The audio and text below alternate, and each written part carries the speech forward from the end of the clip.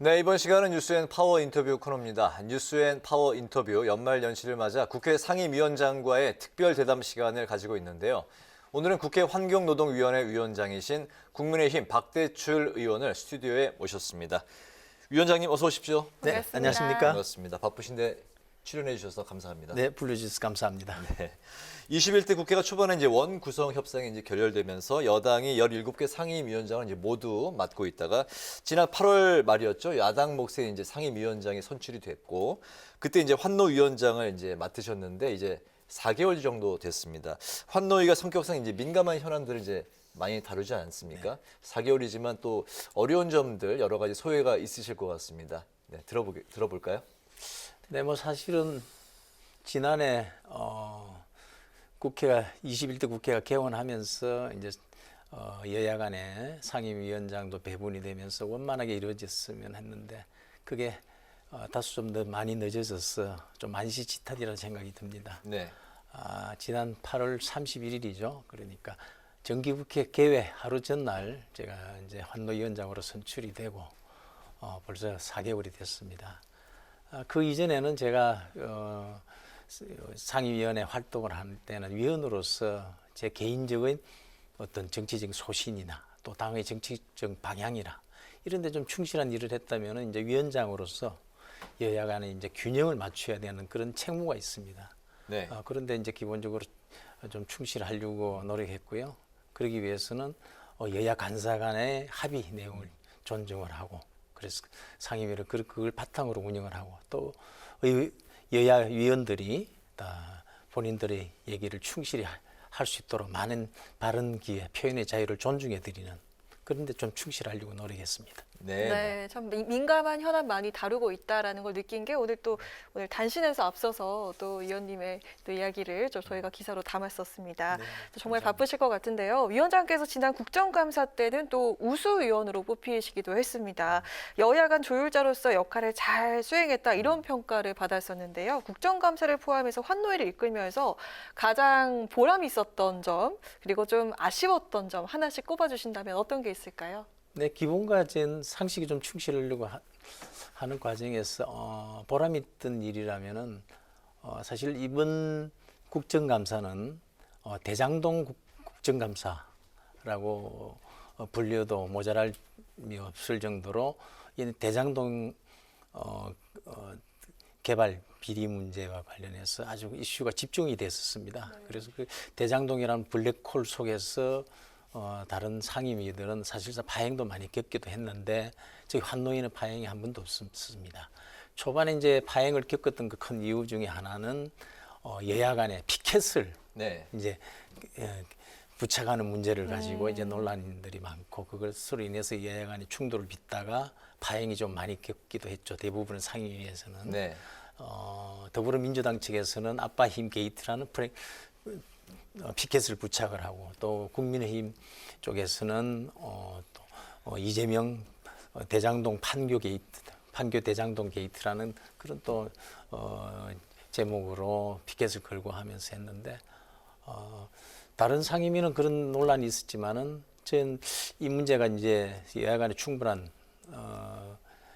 현안이 될 걸 예상을 하고 제 보좌진에게 기존 전례들을 좀 쭉 찾아보라고 했습니다. 그래서 네. 보니까 한 10서너 건이 기본적으로 나오더라고요. 그래서 여야 간에 그 이전에도 국정감사나 또 이런 일반 상임위 활동에서 이렇게 피켓을 부착하는 사례들이 많이 있었다. 네. 그런데 여야 간에 이것을 부착하는 문제, 철거하는 문제를 합의를 보지 않는다면은 기존의 그 관례들 지금까지 우리 상임위 운영해왔던 그것도 하나의 정치적 의사의 표현의 자유로 존중할 수밖에 없다. 네. 뭐 이런 입장을 충분히 설명하니까 기존에 뭐 여야 간에 다 그렇게 해왔다는데 우리만 이번에 안 된다라고 할 수도 없는 입장이고 더불어민주당 측에서도 그래서 원만하게 진행이 됐고요. 그래서 저희 환노위는 파행 없이 잘 운영이 됐다고 생각을 할 수 있습니다. 알겠습니다.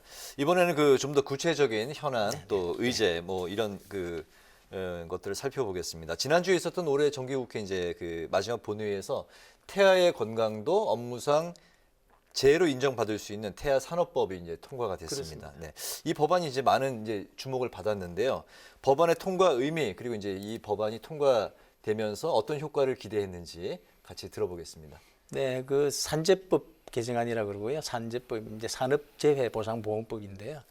기존에는 어떤 태아는 산재 대상이 되지 않았습니다. 못했습니다. 그래서 어떤 근로자가 임신 중이라든지 또 임신 정후군 등으로 인해서 이렇게 업무상의 이유로 네. 그런 게 일을 당했을 때는 그 근로자만 해당이 되었는데 사실은 태아의 경우에는 산모랑 엄마랑 이렇게 한 몸이거든요. 네네. 그런데도 전혀 적용을 받지 못했는데 이번 개정안으로 이 태아도 엄마의 그 업무상 그런 재해라든지 그런 네. 걸로 인해서 그 영향을 받을 수 있고. 건강상의 문제가 생기면은 네네. 그 이후에 커서라도 그 자녀들 그런 그런 엄마의 자녀들이 또 커서도 그런 산재 혜택을 받을 수 있도록 하는 그런 내용이고요.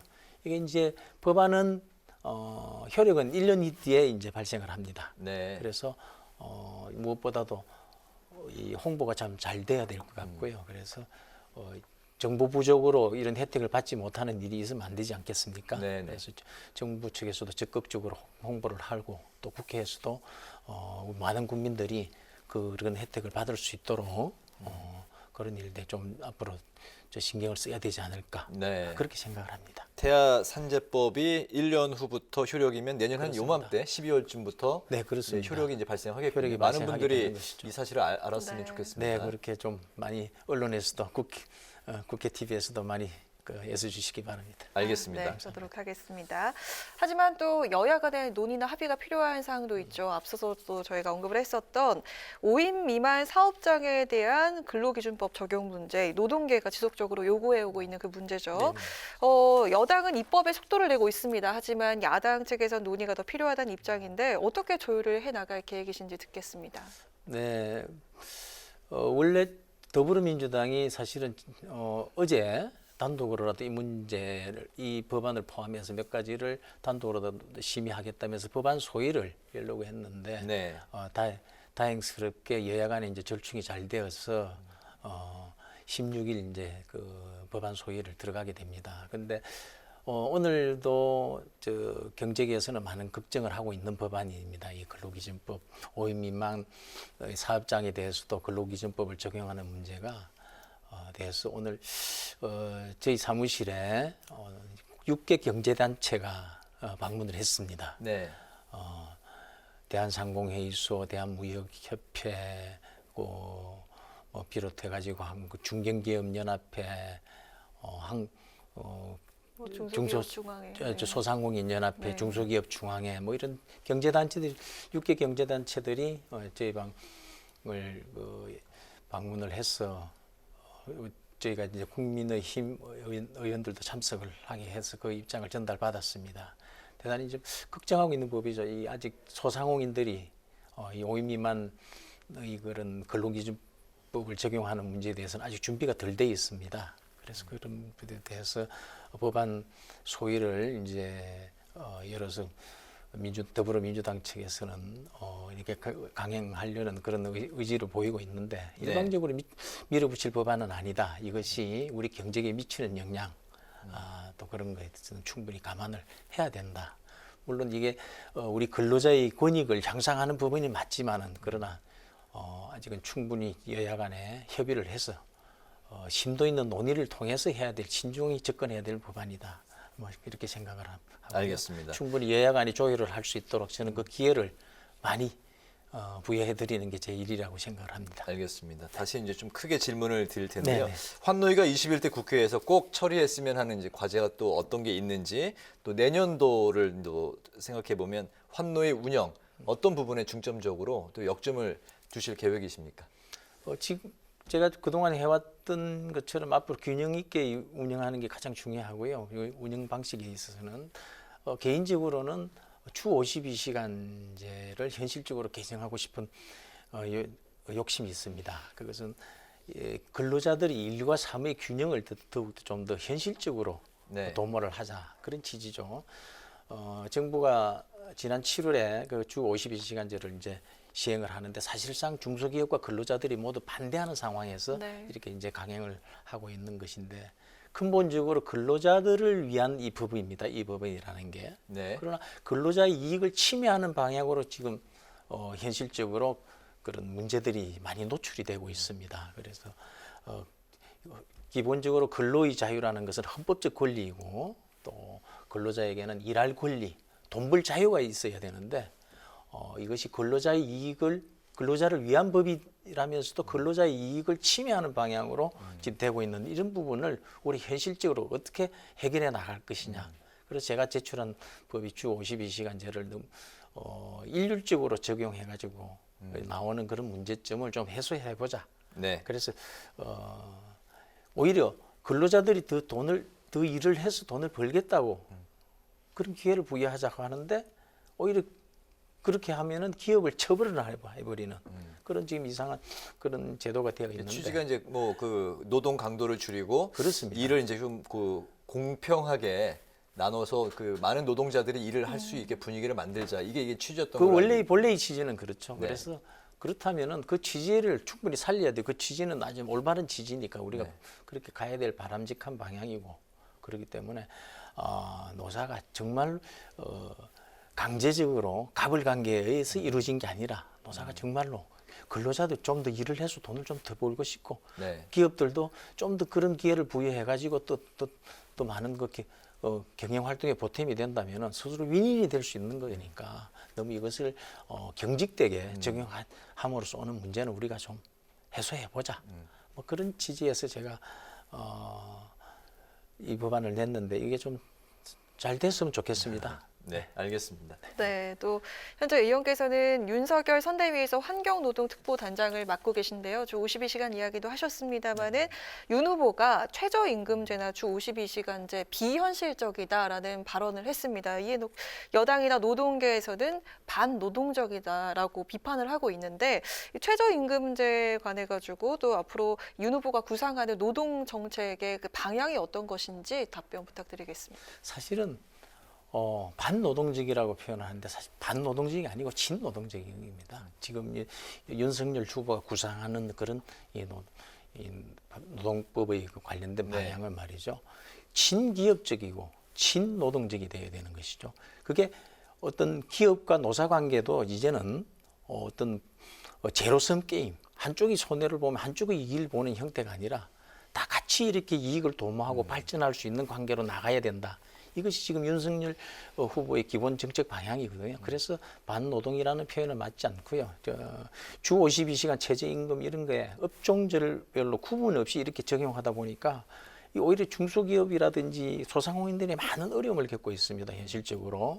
중소기업 중앙회가 이 주 52시간제에 대해서 실태 조사를 했습니다. 거기에는 중소기업의 54%가 주 52시간을 반대를 합니다. 네. 특히 또 조선업 같은 경우에는 근로자의 76%, 76%가 이 제도에 반대를 하고 있거든요.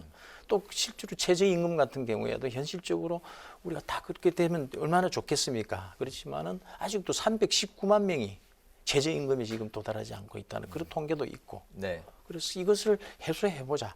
이런 이 찬반 의견이 첨예하게 지금 대립하고 있거든요. 이 부분에 대해서는. 네. 그래서 그것은 일방의 얘기가 아니라 양쪽 얘기를 다 들어보고 심도 있는 논의를 해야 된다. 네. 뭐 이렇게 생각을 하고 있습니다. 알겠습니다. 오늘 그 뉴스인 파워 인터뷰 이제 마칠 시간이 됐네요. 네.